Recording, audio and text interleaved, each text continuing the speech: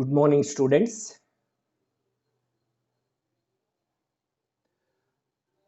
In last video, I explained about the reproduction in organisms. Today, we let us discuss about the sexual reproduction in flowering plants. In a plant, which is the sexual reproductive part? Do you know that? Which is the sexual reproductive part? Flower. Flower is the modified shoot meant for sexual reproduction. Now I will explain the different parts and functions of the flower. It is the stalk of the flower called pedicel, terminal part called receptacle. A receptacle ends with a knob-like structure called a thalamus. Over the thalamus, there are four whorls: calyx, corolla, androecium, and a gynoecium. The first whorl is a calyx.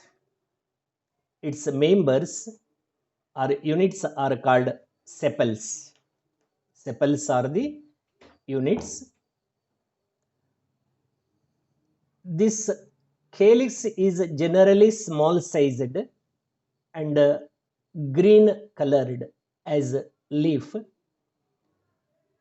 It gives protection to a flower in a bud condition. The second whorl is corolla. Corolla is a large sized and brightly colored. Its main function is to attract pollinating agents towards the plant or a flower. The units of corolla are called petals. The third whorl is a androecium. Androecium is a male reproductive part. Its members or units are called stamens. Stamens. Each stamen has a two part. The long slender stalk is called filament. This is the long slender stalk is called filament, and the tip is called anther. Here this anther produces a yellow colored dust called pollen dust, which contain numerous pollen grains that contain male gamete sperms. The fourth and centralmost whorl is a gynoecium. Gynoecium is a female reproductive part. Female reproductive part. Its units are called carpels or a pistil. The units of gynoecium are called the carpels or a pistil. Each pistil is divided into three parts. This topmost portion is called stigma. Stigma is the landing place for pollen grains during pollination. It is followed by a long slender stalk is called a style. The basal, this oval shaped area is called a ovary. Ovary. It is situated above the thalamus. Ovary inside contain a number of ovules. Ovary contain a ovules. Here, these are the different parts of the typical flower. Of the four whorls, calyx and corolla are called non-essential whorls.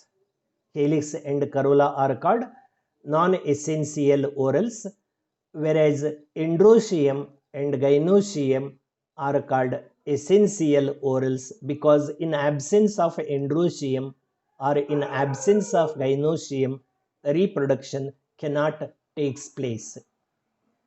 But in absence of either corolla or calyx, reproduction can takes place.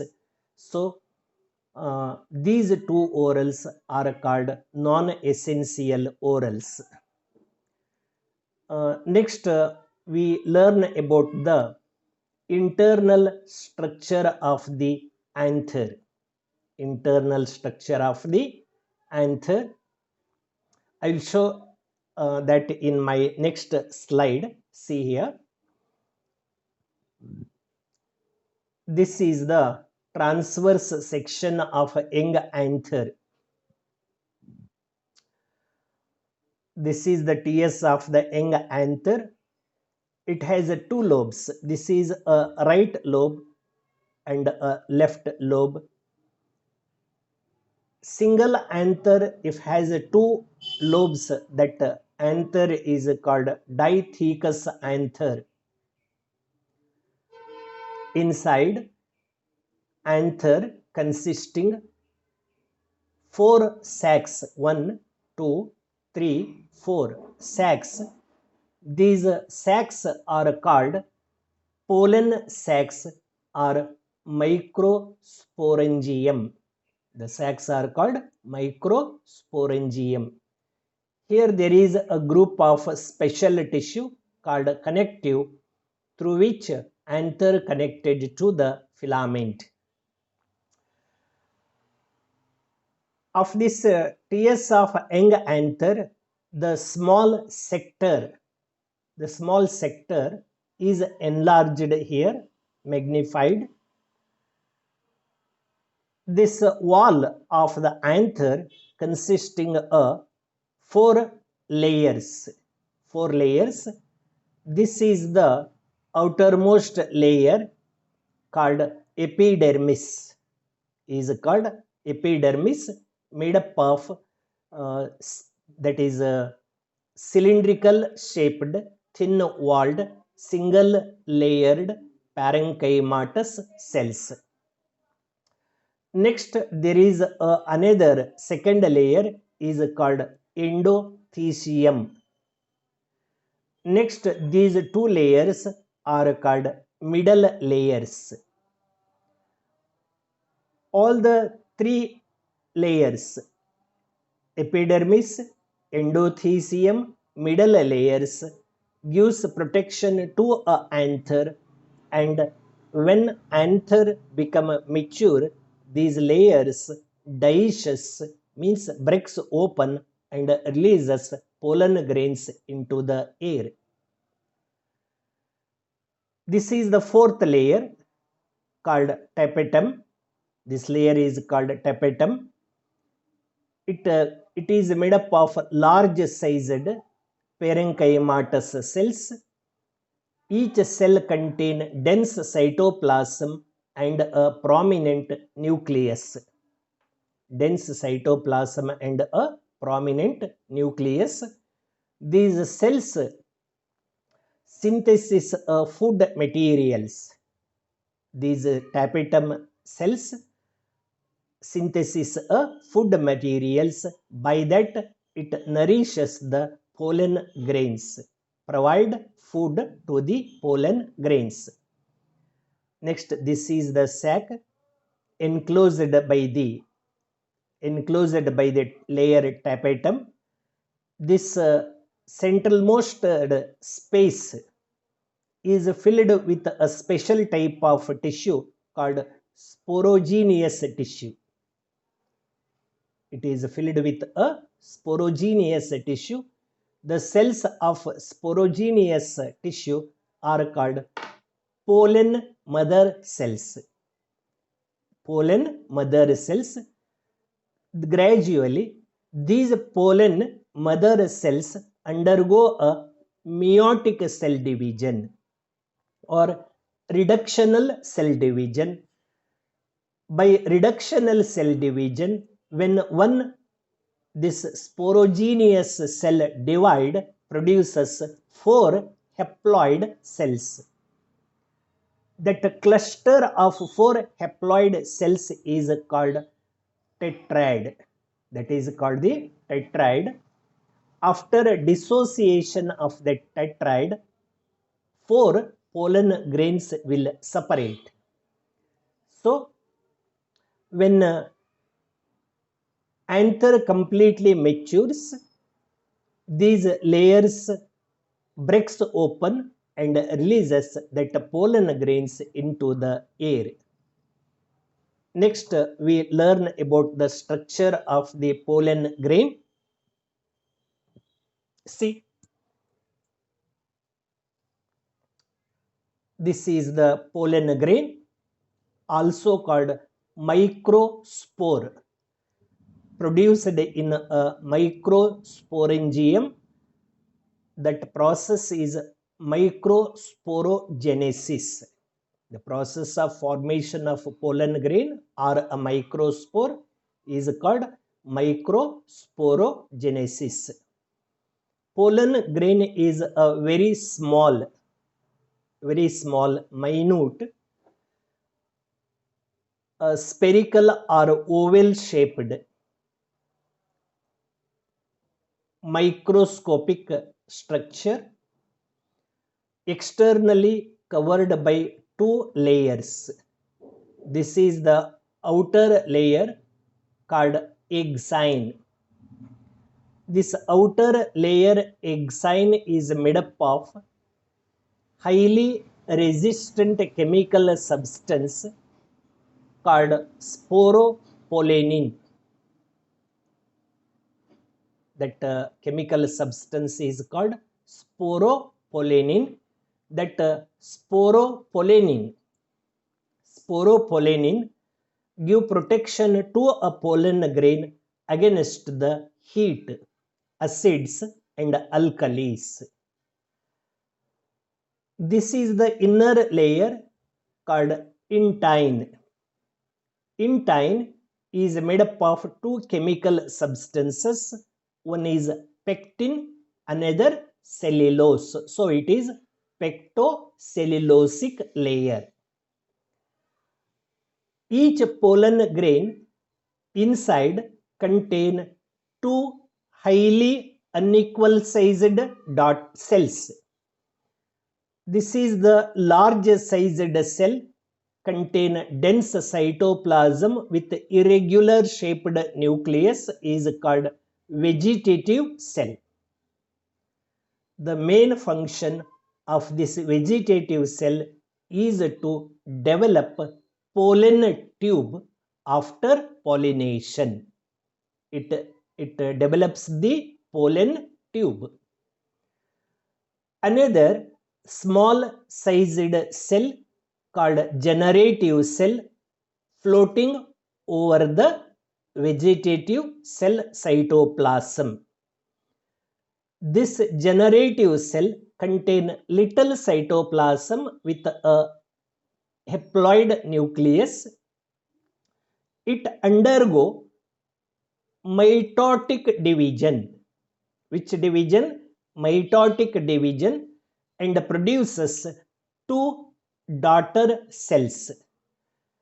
Each daughter cell is developed into a male gamete, sperm or a spermatozoa. So that process is called spermatogenesis. This is about the male reproductive parts in a flower. Next, we learn about the female reproductive part that I will show in my next slide. This is the ovule. The structure of an ovule. Ovule is also called megasporangium. Where it is present in the plant? Ovule is present inside the ovary. Already you know the ovary. Ovary is the part of the pistil or a carpel. Inside ovary, there may be a single or many ovules are present, are also called, that is megasporangium. This is the structure of the megasporangium. This is a stalk of the ovule through which it attached to the wall of the ovary called placenta. This stalk is called funicle. This stalk is called funicle.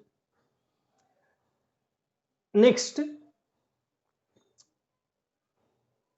the centralmost part, this is embryo sac. Embryo sac, also called female gametophyte. Which part of the flower is called female gametophyte? Embryo sac is also called female gametophyte. This embryo sac externally covered by a special tissue which contain dense cytoplasm and functional nucleus. This tissue found around the embryo sac is called nucellus. That is a nucellus. It is nutritious tissue. It provides nutrition and it is a nourishing tissue. This nourishing tissue, nucellus, externally covered by two protective membranes. This is the first protective membrane. This layer is called inner integument. This is inner integument. It enclosed by another layer is called outer integument. Both inner integument and outer integument not completely encloses the nucellus tissue. They leave a small pore here. This small opening or a pore is called micropyle. That is called the micropyle.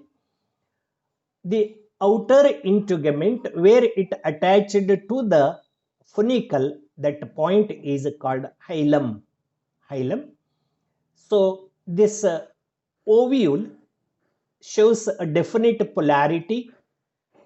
This end is commonly called micropylar end. Since micropyle present here is called micropylar end.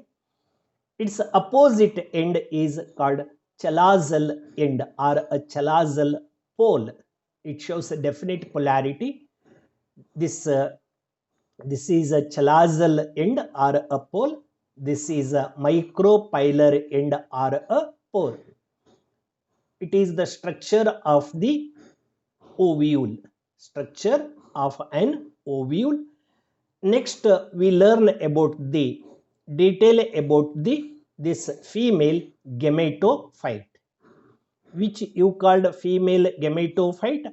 Embryo sac is also called female gametophyte.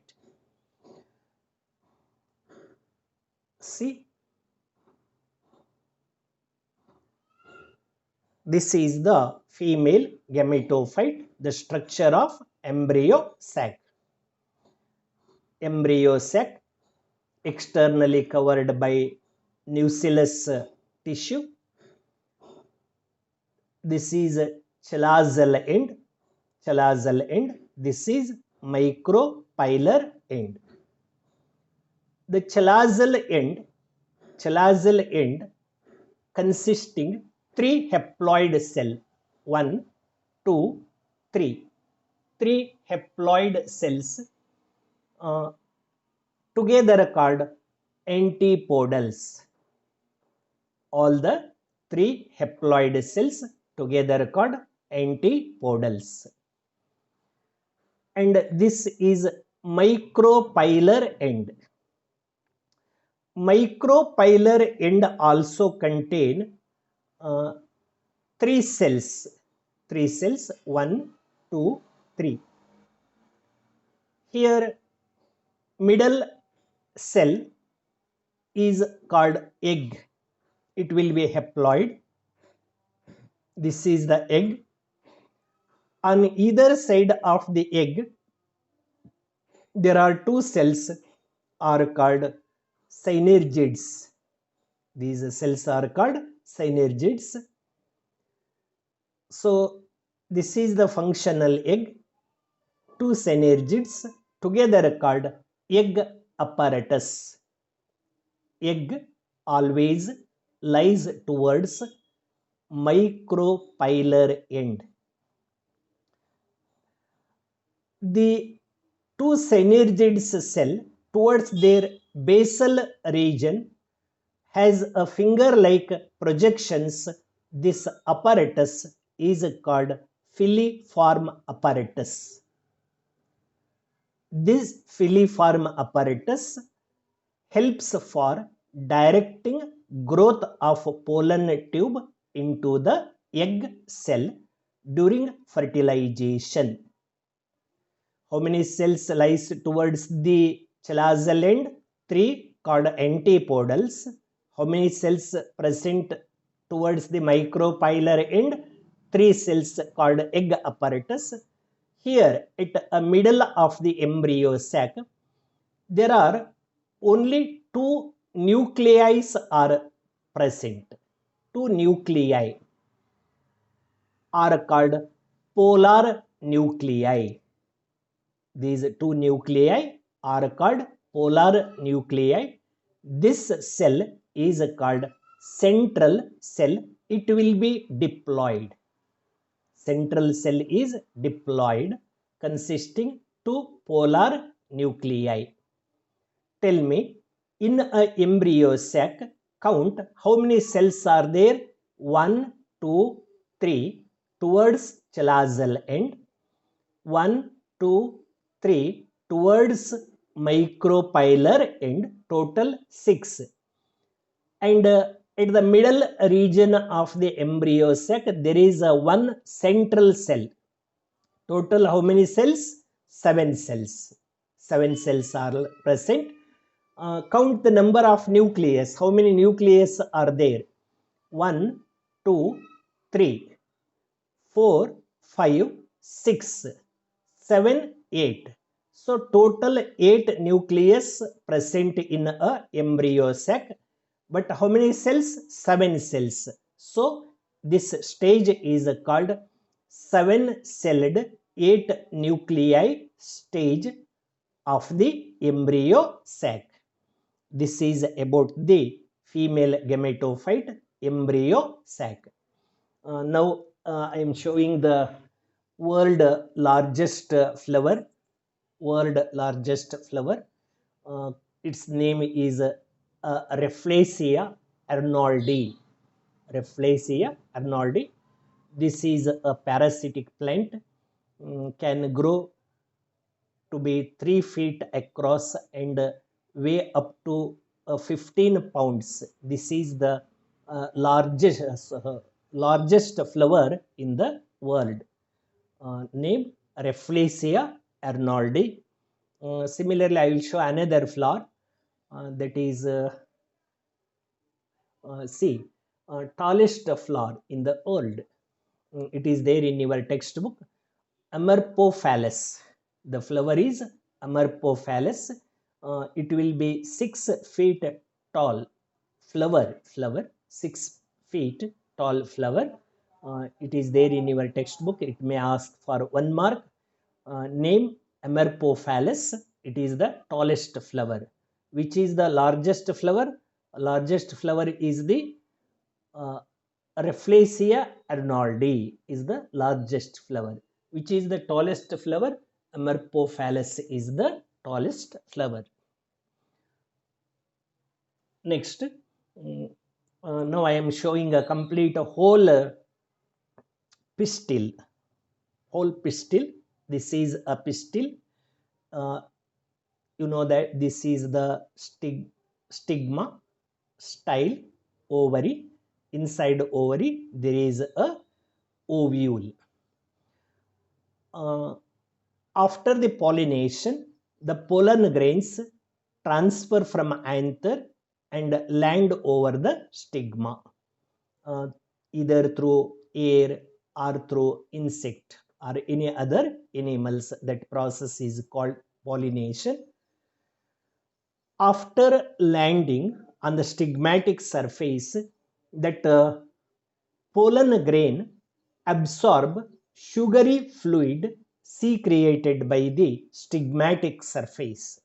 This stigmatic surface secrete the sugary fluid that is absorbed by the pollen grain, and it start germinate and produces a tube that emerges from the germ pore, that is called pollen tube. So many pollen grains are here, all are germinating. So this is also pollen grain. It develops pollen tube. Do you know which cell of the pollen grain develops pollen tube? Vegetative cell. Vegetative cell is responsible for the growth of this pollen tube. See, this pollen tube, first it penetrate stigmatic surface and gradually penetrate the styler region, and next it enters into the ovary. See, this is the pollen tube developed from the pollen grain, passes through stigma and style, finally it reaches the ovary. What happens during the growth of pollen tube? I said that pollen grain has one more cell, that is called generative cell. That generative cell divides by mitotic division, produces two male gamete sperms. They will be present in the tip of the pollen tube. Next, this pollen tube enters into the embryo sac or a female gametophyte. That passes through a micropylar region. At the vicinity of the embryo sac. After penetrating, the tip of the pollen tube will burst, so that releases two male gamete sperms into the embryo sac. Now the two male gametes of the pollen tube are released into the embryo sac. Of the two male gametes, one male gamete or a sperm is fused with this haploid egg cell. Haploid sperm is fused with a haploid egg to produce diploid zygote.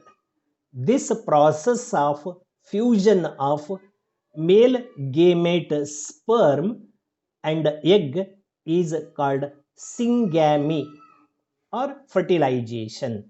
Fertilization in a plant is generally called syngamy. This is the first fusion. Next here, what is this? Central cell. Central cell consisting two polar nuclei. Another male gamete sperm is fused with this central cell. That is also a fertilization called second fertilization. How many times fertilizations occurred here? 2 times. One male gamete fused with the egg cell, that is first fertilization. Second male gamete is fused with the central cell, that is called the second fertilization. So Total how many times fertilizations takes place here? 2 times. So it is called double fertilization. See here, this is double fertilization. Double fertilization is a characteristic feature of all angiosperms. But in gymnosperms, there is a single fertilization, but here there is a double fertilization. Next, uh, after double fertilization, a total at a central cell, how many nucleus fused? Before fusion of sperm nucleus, it has two polar nuclei. One more nuclei will come from the sperm. Total 3 nucleus fused here. So that is called triple fusion. Triple fusion. It means the fusion of 3 nuclei. Two of the egg or a embryo sac, two of the embryo sac, one of the sperm. Total 3 nucleus fused is called triple fusion. So it is generally called double fertilization and triple fusion. After fertilization, the zygote is developed into a embryo, and this after fertilization or fusion of this central cell and egg, there is a formation of triploid primary endosperm nucleus, commonly called PEN, PEN, primary endosperm nucleus. So it develops endosperm, that is the nourishing tissue for embryogenesis. After fertilization, the 3 antipodals and 2 synergids, all these 5 cells become degenerate. Only the zygote is developed into a embryo, and this PEN, primary endosperm nucleus, nourishes the food to the embryo. And to this point, I'll stop now. I will explain next the post fertilization events in my next class. Okay, thank you.